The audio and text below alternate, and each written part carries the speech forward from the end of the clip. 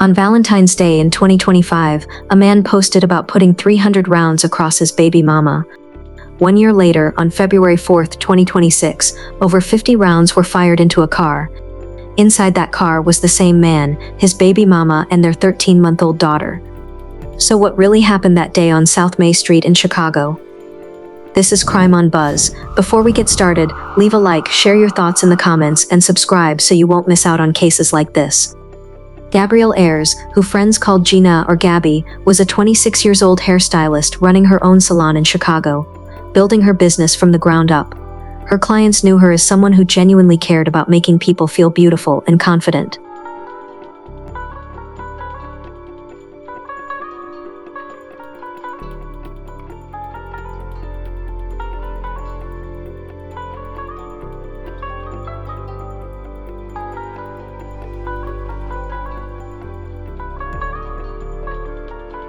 People described her as focused and driven. In August 2024, Gabrielle made a post on social media that gave you a glimpse into how she moved when it came to protecting the people she cared about. Someone asked a question online about what you'd do if 6 people were jumping your baby's father. Gabrielle responded saying, "I ain't one to hurt people, but don't push me." It showed she wasn't the type to start problems, but she definitely wasn't backing down if things got serious. In December 2024, Gabrielle gave birth to a baby girl. From that moment on, motherhood became her entire focus. She wasn't just living day to day anymore. She was building something real for her daughter. By December 20th, 2025, when her little girl turned 1, Gabrielle went all out for the celebration and posted about how much she loved her daughter. But earlier that year, Gabrielle ran into some legal trouble. In September 2025, she was arrested on charges of retail theft, under $300, and theft of lost or mislaid property, under $500. By September 23, 2025, Gabrielle posted that her case got dismissed. She was celebrating being found not guilty, throwing shade at anyone who'd been following her legal situation. Things were moving forward for Gabrielle. She had her salon, her daughter, and she was working toward the kind of life she wanted to build.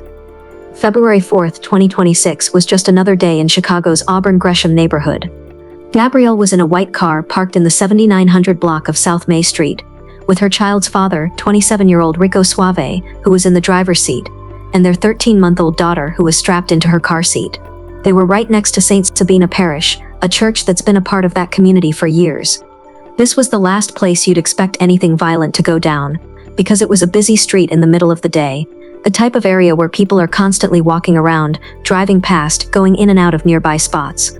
Around 1:25 in the afternoon, at least 3 armed men walked up to the car.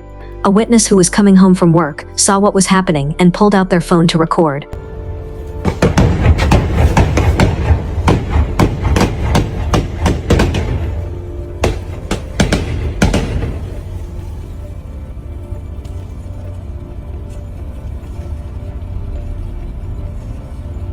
The men opened fire on the white car, reportedly over 50 times.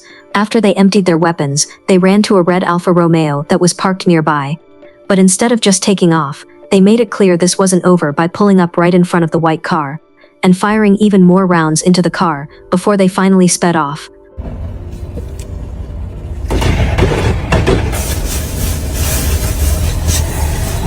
The white car ended up crashing into a GMC van that was nearby.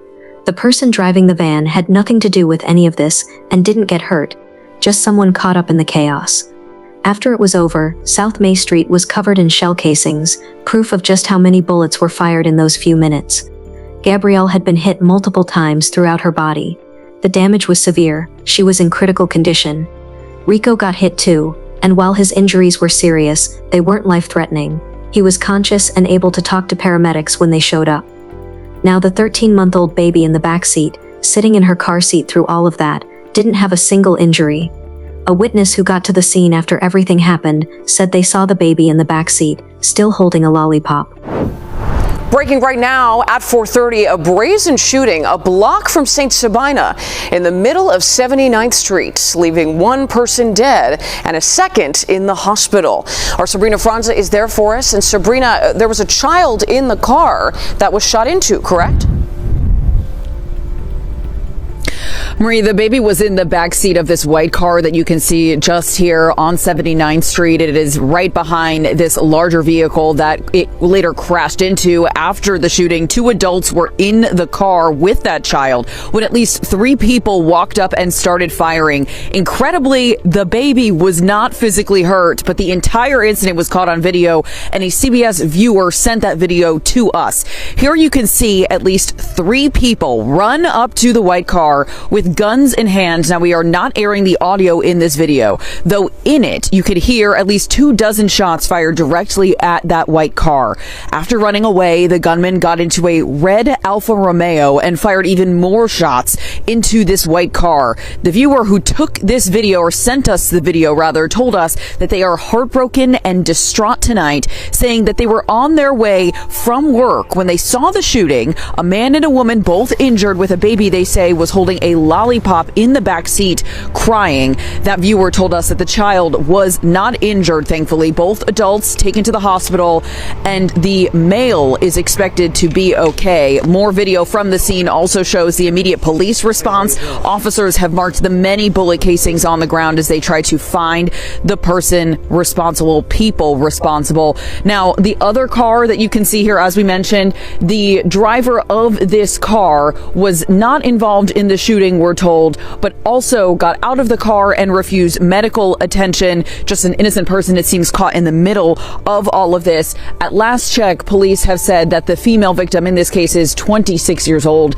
the male victim 27, and as we mentioned, the male victim is expected to be okay, and the child in this case was also, we're told, not injured. We're live in Auburn, Gresham. Paramedics rushed Gabrielle to OSF Little Company of Mary Hospital in critical condition. Rico was taken to Advocate Christ Medical Center in Oak Lawn, where he was listed in good condition. The baby was safely taken from the scene by a Chicago police officer and brought to the hospital to get checked out, but she had no physical injuries. The boldness of it left everyone shaken, asking the same question over and over. What could have led to this kind of violence? Father Michael Flager from St. Sabina Parish, which was literally steps away from where this happened, came to the scene. Workers from the church's food pantry on that corner had been inside when the shooting started and hid in a back room when they heard the gunfire. After it stopped, they came out to try and help the victims and were part of getting the baby out of the car safely. It's like something out of a war zone. It's a miracle with all the gunshot wounds on that car on both sides and all the shooting that took place, that baby was spared and nothing.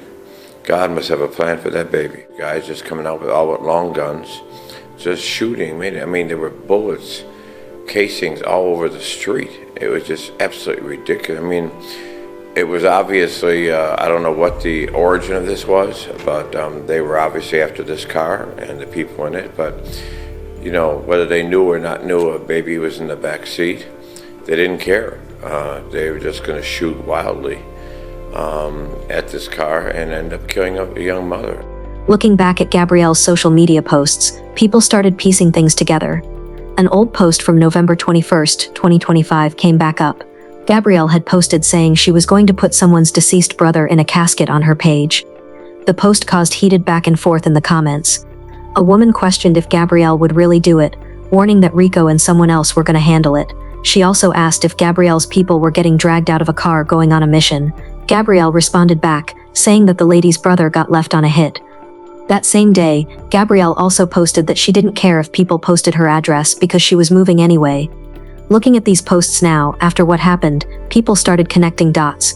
These weren't just random arguments online. They involved talk of violence, retaliation, and threats. But it wasn't just Gabrielle's social media people were looking at. Rico's timeline raised even more questions. On February 14, 2025, almost a full year before the incident, Rico made a post that painted a troubling picture of his relationship with Gabrielle. He posted about texting Gabrielle to FaceTime him with their daughter, and when she finally called after 3 hours, he said she was getting messed up. He wrote that if anyone even played like that, he was going to put 300 rounds all across them and her. The post got responses from people in the comments. Gabrielle herself responded, posting, "You take me down, you know I'm coming back." Someone commented telling Gabrielle to come get the weapon. Someone tagged Rico and wrote, "We're gonna end her." And Rico replied, "She thinks it's a game." In other responses he wrote, "She will not get a second chance to do this. She's counting her days." Now, when you look at these posts and then look at what happened a year later, it raises some serious questions. Him saying she wouldn't get a second chance to do this, and then this happening just days before Valentine's Day in 2026. How did Rico survive that many shots, if he was really the target? So was he involved in planning something against her, or was he caught up in something completely different? Something that had nothing to do with their relationship, and everything to do with street beef. On December 27, 2025, Rico posted, "Long live 3ski. Consequences happen every time your name is mentioned." The days right before the incident become even more concerning when you look at what Rico was posting. On February 3, 2026, Rico posted, "You cowards, free Marley, free Demon." That post seemed like it was calling someone out. At 5:58 p.m. on February 4, 2026, just hours after the incident, Rico posted, "Don't put me last knowing I'd be the first one to risk it all for you."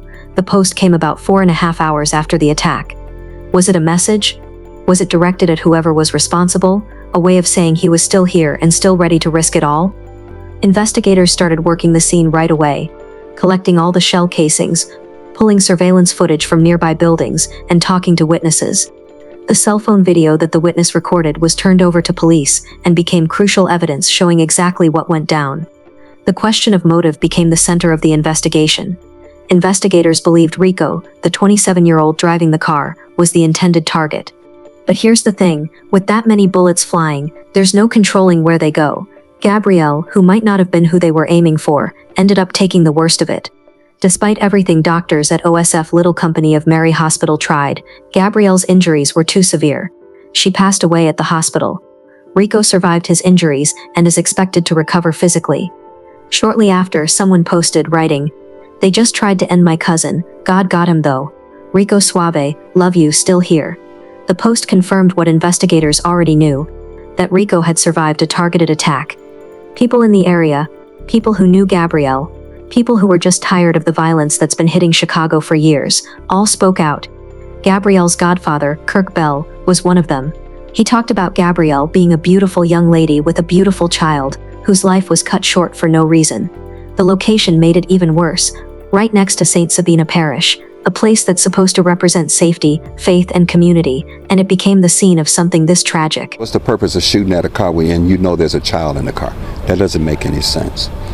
Yeah, it could be a lot of other people who's lost their life here today. Kirk Bell is the godfather of 26-year-old Gabryel Ayres, who relatives identify as the woman who was shot and killed in her white Chevy sedan around 1:30 p.m. at 79th and May Street, her car then crashing into a van. This here is unbelievable. This young lady was a beautiful young lady with a beautiful child, and life just cut short. For what?